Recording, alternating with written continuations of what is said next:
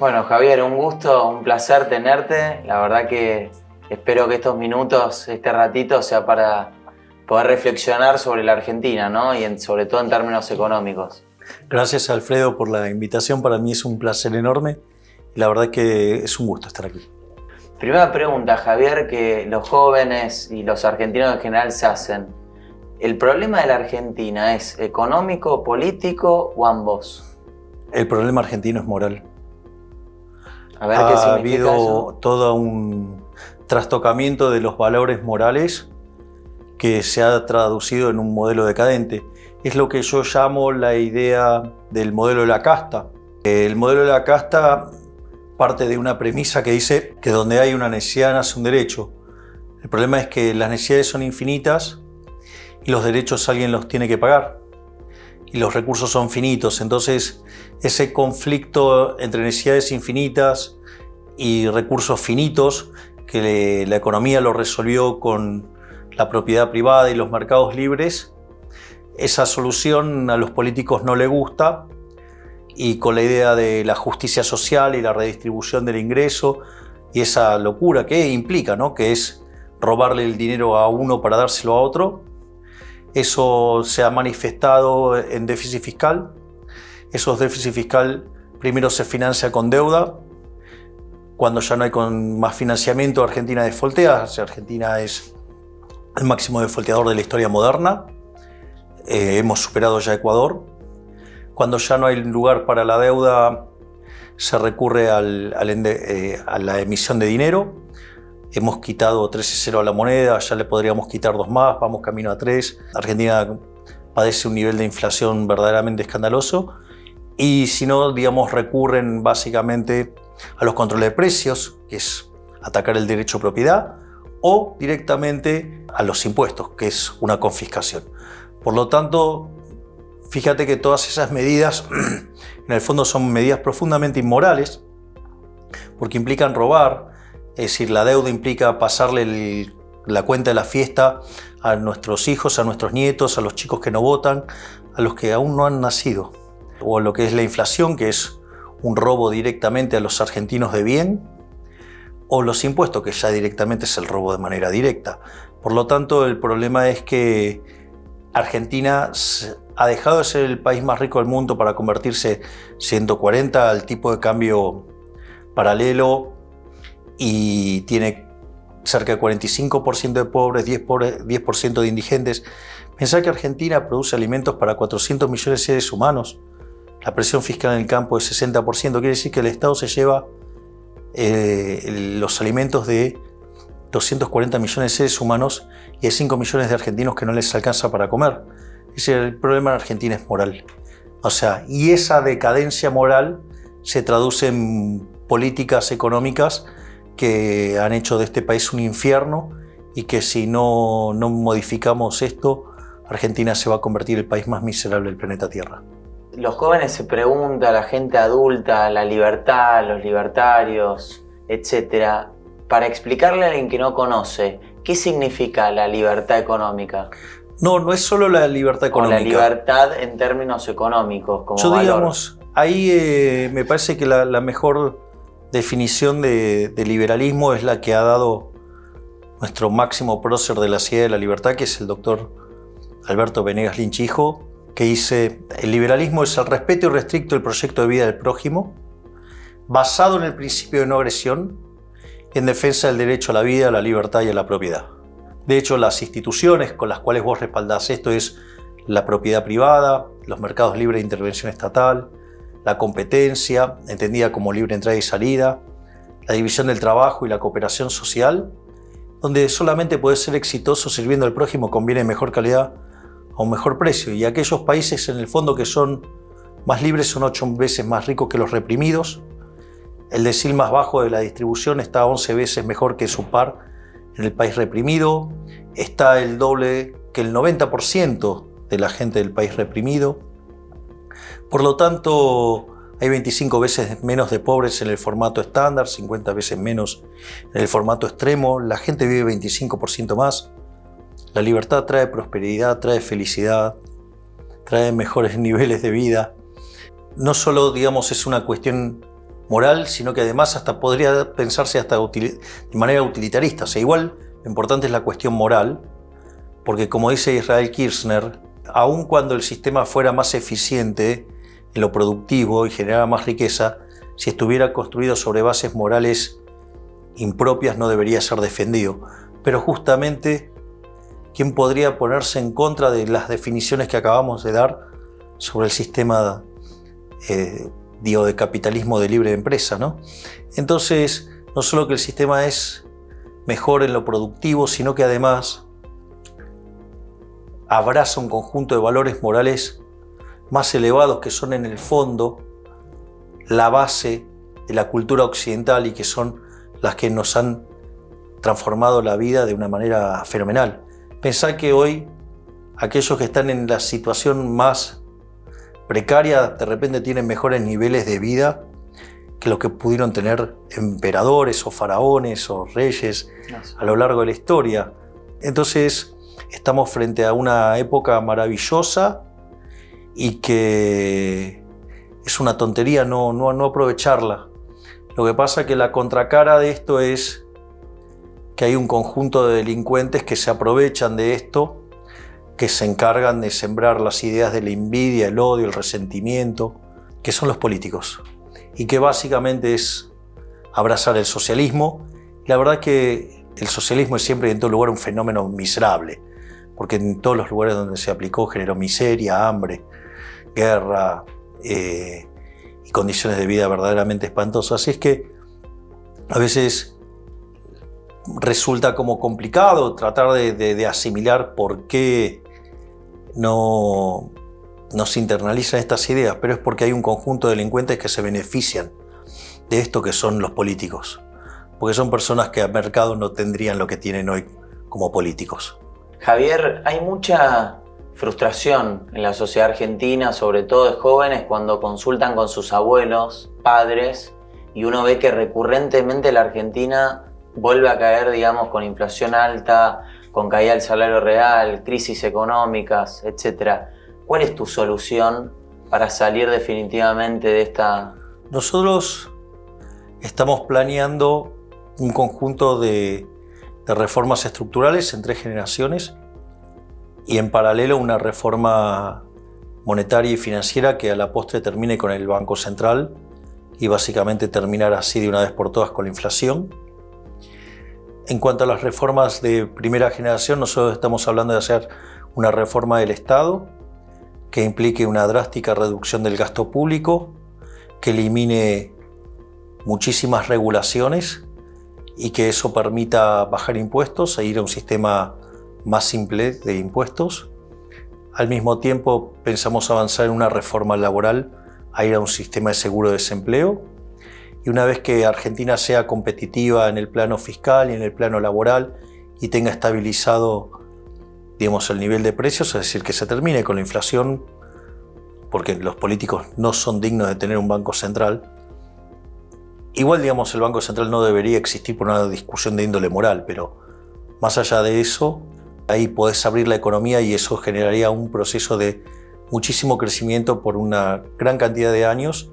Y eso te abriría las puertas de hacer reformas, por ejemplo, continuar con la reforma del Estado para reducir los empleados públicos con programas de retiro voluntario, pero en una situación donde vos estás creciendo mucho, con mucha intensidad en trabajo, con aumento de la PEA, con lo cual, digamos, esas personas encontrarían trabajo.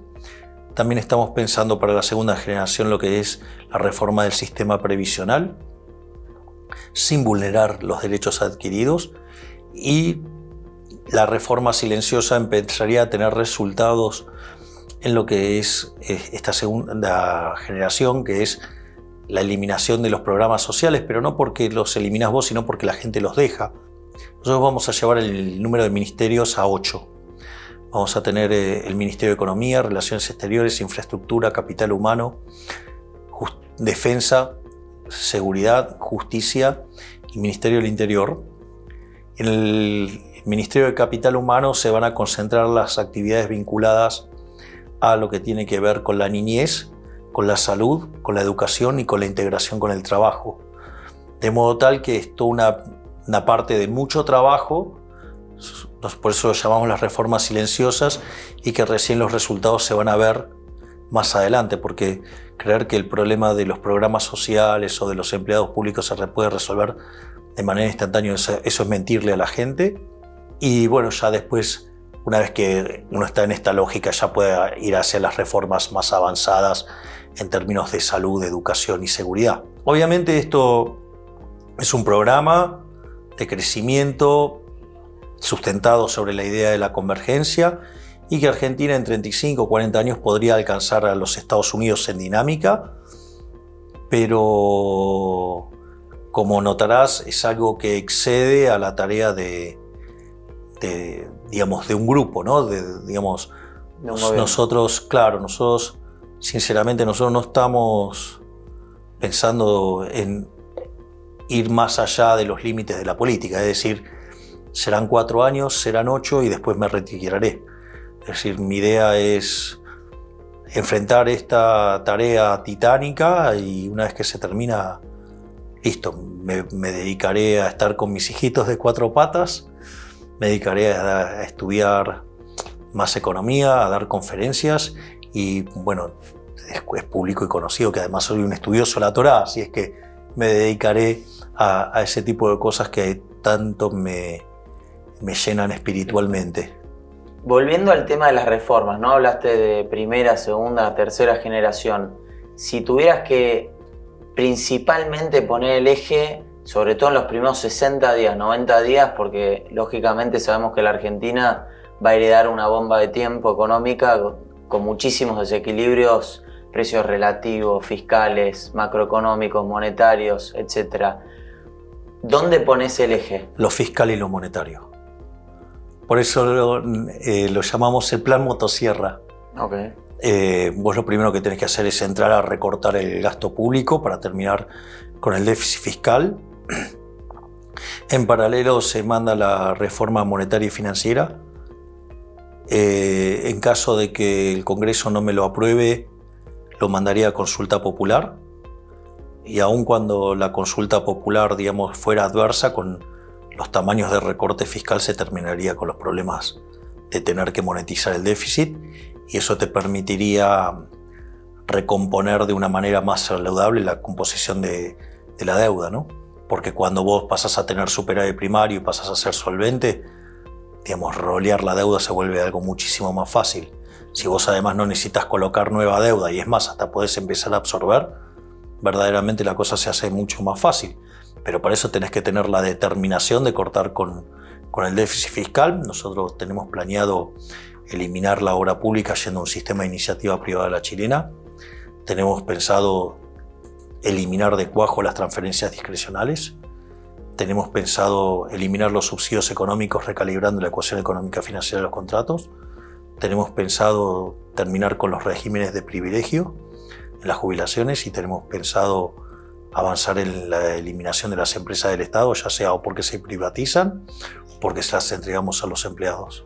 Pero basta de estos chistes que en realidad son solamente cajas políticas.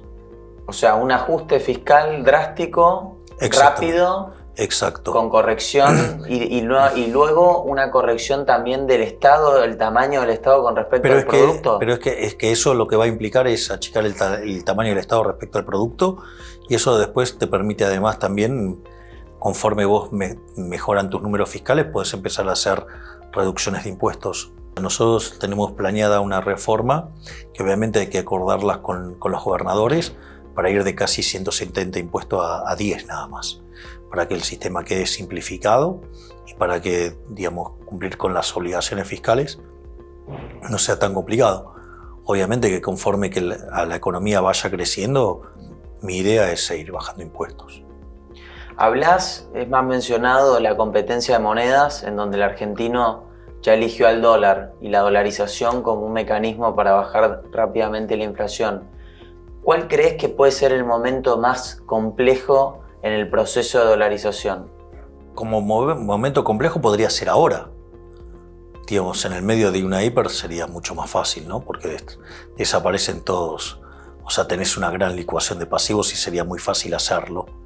De hecho, podría estar tomando lugar de hecho la dolarización en un caso así, donde los argentinos unilateralmente decidieran empezar a usar otra moneda que para mí sin dudas va a ser el dólar, porque es la moneda que eligieron históricamente, pero si vos tenés que ir a un proceso de liquidación vas a tener competencia de moneda y seguramente van a elegir el dólar y lo vas a liquidar en dólares el Banco Central. Eso no me genera ningún tipo de problema. O sea, te diría que siempre el momento más complicado es el momento previo al estallido. Después del estallido se vuelve algo muy, muy fácil, porque básicamente los pasivos del Banco Central quedan licuados, claro. Históricamente, en los últimos años se ha acelerado el mecanismo de la política, de los blanqueos, de las moratorias, de los distintos instrumentos para intentar de atraer capital privado, porque todos sabemos que la economía en la Argentina, el sector privado sí ha ahorrado, y ha ahorrado un PBI de nuestra economía, y sin embargo, bueno, por otro lado la política ha gastado prácticamente en esa y mucha más cantidad. ¿Tu idea es ir a un nuevo blanqueo, buscar un mecanismo de incentivos para que el empresario quiera invertir definitivamente en una economía dolarizada, en este caso como mencionás? En una economía dolarizada, digamos, no necesitas hacer ningún blanqueo, existe de hecho. Digo, porque vos agarrás y empezás a sacar los dólares del colchón y los usás y listo, se acabó. O sea, con lo cual no necesitas ningún blanqueo, ocurre de facto, ¿no? O sea, ocurre, digamos, sin necesidad de nada. Y vos vas a tener oportunidades de inversión en tanto y en cuanto las reformas sean perdurables. Por eso para mí es tan importante dolarizar, porque fíjate que vos con la convertibilidad tuviste una regla dura, era creíble, el Banco Central era independiente, ganabas elecciones, era popular, todo el mundo la entendía, y hasta tenías toda la estructura contractual de la economía montada sobre la regla, y cuando los políticos necesitaron seguir haciendo déficit fiscal y no encontraban financiamiento, se llevaron puesto el Banco Central y les importó nada. Vos fíjate que es interesante que en Ecuador varias veces el delincuente Correa trató de eliminar la dolarización y no pudo. Y una de las cosas que cuenta Jamil Jamouad, el presidente de Ecuador, que fue el que dolarizó, dice: había algo que era más popular que Correa, la dolarización. Y por eso es tan importante hacer reformas estructurales de estas características que sean irreversibles. Y para mí eso es fundamental. Hablando de ese tema tan importante, ¿no? Que la irreversibilidad, porque no hay políticas de Estado, en el fondo creo que apuntás a eso, ¿no? En la Argentina no hay políticas de Estado, sobre todo en la índole económica. Sí, pero más allá de eso, para mí, digo, el Banco Central tiene que ser eliminado porque es una institución inmoral. O sea, para mí robar está mal. O sea, mi argumento contra el Banco Central es independiente que tengas inflación del 5, del 10, del 100, del que quieras. Es una cuestión de índole moral, robar está mal. El dinero es un invento privado, debería volver al sector privado. Hay unas cosas muy maravillosas cuando vos caminás por los pasillos de la Universidad Francisco Marroquín en Guatemala. Hay paredes que vos ves unos estampados raros. Y entonces al costado tenés un cosito de vidrio, como un cuadrito de vidrio con el mismo estampado. Y en realidad esos son billetes. Mirá. Son billetes que emitían las empresas de café. O sea, Guatemala tiene, junto a Colombia, el café más importante del mundo. Y las empresas de café eran las que emitían el dinero. Increíble. O sea, con lo cual el dinero es un invento del sector privado. Que el Estado se haya apoderado del dinero a partir del primer Congreso de Génova en 1445, imponiendo el curso forzoso, eso no quiere decir que no deba volver a las manos privadas. Una economía tan cerrada como la Argentina, donde hay una patria contratista, donde hay también un sector privado que ha podido pescar en la pecera, ¿no? En parte uno lo ve. ¿Qué pensás que puede suceder una vez que uno dolarice y empiece a abrir la economía? Porque uno de los mecanismos que utilizan muchos economistas para voltear una nueva convertibilidad o una dolarización es que perderíamos productividad y encima tenemos una economía que ya de por sí parece que no es productiva. A ver, primero hay que entender bien quién es la casta. La casta no son solamente los políticos ladrones.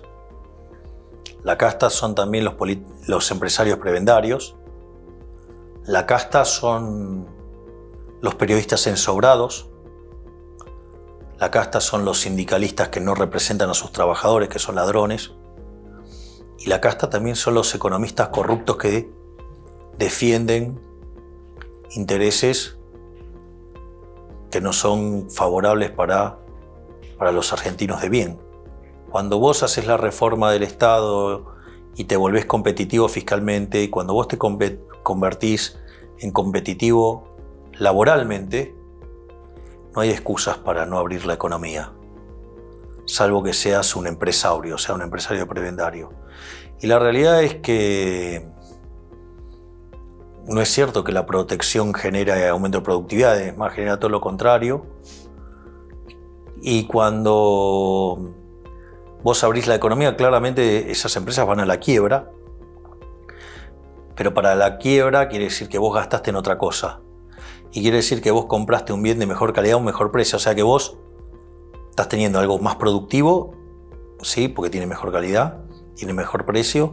O sea, vos te estás ahorrando dinero que vos lo podrías gastar en otro lado, con lo cual estarías generando puestos de trabajo y nuevas empresas en otro lado.